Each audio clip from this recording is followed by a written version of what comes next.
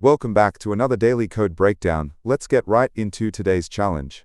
Today we are looking at the problem: two furthest houses with different colors. Before we start, if anything seems confusing as we go, please drop a comment down below. I reply to everyone and want to make sure this actually makes sense. Here is the problem page. It's not too long, but let's break it down visually to make it super clear. Imagine a street lined with houses. We are given a list, called colors, representing the paint color of each house in order. Our mission is simple. We need to pick out exactly two houses on this street that are painted entirely different colors, but not just any two different houses. We want the two that have the maximum possible distance between them. How do we measure distance here? We just take the position of the house further down the street and subtract the position of the house earlier on the street. Let's walk through an example. Here is a street where most houses are color 1, but there's a sneaky color 6 in the middle. We might first look at the houses on the very ends. They are the furthest apart, but they are both color 1, so that's not valid. If we keep checking, we eventually compare the first house, color 1, with the house at position 3, which is color 6. Perfect. They are different. The house with color 1 is at position 0. The house with color 6 is at position 3. 3 minus 0 gives us a max distance of 3. Just a quick heads up, as always, we will use Python for the step-by-step walkthrough. But stick around to the end for the full Java, C++, and JavaScript solutions. The simplest way to solve this is brute force, which the editorial calls enumeration. We just check every single pair of houses possible. Here is the full code for this approach.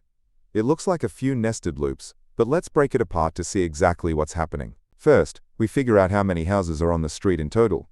We also set up a variable called res, short for result, to keep track of the maximum distance we've found so far. It starts at 0. Then we start our outer loop. This loop uses a pointer called I to pick the first house in our pair. It will slowly move from the beginning of the street to the end. Inside that we have an inner loop using a pointer called J.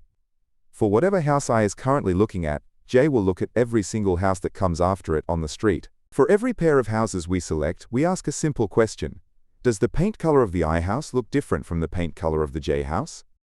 If the colors are different, we calculate their distance by subtracting I from J. Then, we update our result variable if this new distance is bigger than our previous record. Code can be tricky, so let's run a tiny example through this logic. Imagine a street with just two houses, colored 0 and 1. Our max distance tracker starts at 0. Our outer loop picks the first house at position 0. Our inner loop picks the next house at position 1. We check their colors. Is color 0 different from color 1? Yes, it is. So we do the math. Position 1 minus position 0 is 1. We compare this to our current record of 0 and update our record to 1.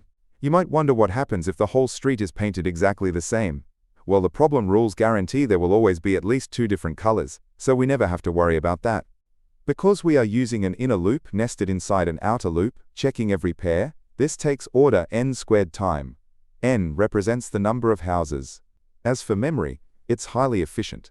We are only saving a couple of small tracking variables, so it takes order 1, or constant, space.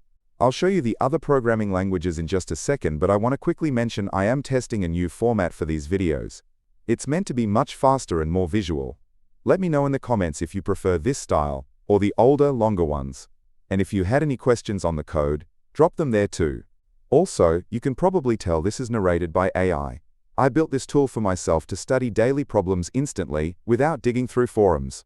I upload them here with 0 ads and 0 sponsorships just in case they help you out too. Anyway, back to the code. If you want to grab the solution code to test it out yourself without typing it all by hand, head over to the link in the description. You can copy the exact code shown here. Alright, that covers the Python walkthrough. As promised, let's take a look at how this brute force approach looks in a few other popular languages. Here is the complete solution written in Java. The logic with the nested loops is exactly the same. Next up, here is the exact C++ code from the official Leetcode editorial we base this on. And finally, here is the working solution if you prefer writing in JavaScript. So what should we learn from this problem? First, don't overcomplicate things. When the list of items is small, a brute force, n-squared solution is completely acceptable and fast to write. It's a great fundamental trick to have ready. Before we finish up, I want to mention my secondary channel, Leetcode Unlocked. I'm on a mission to eventually post a clear explanation for literally every single problem on the platform. Go check it out if you want to study problems outside of the daily challenges. If you want to support that massive goal, you can toss me a couple of bucks at buymeaboba.com/leetcodedaily.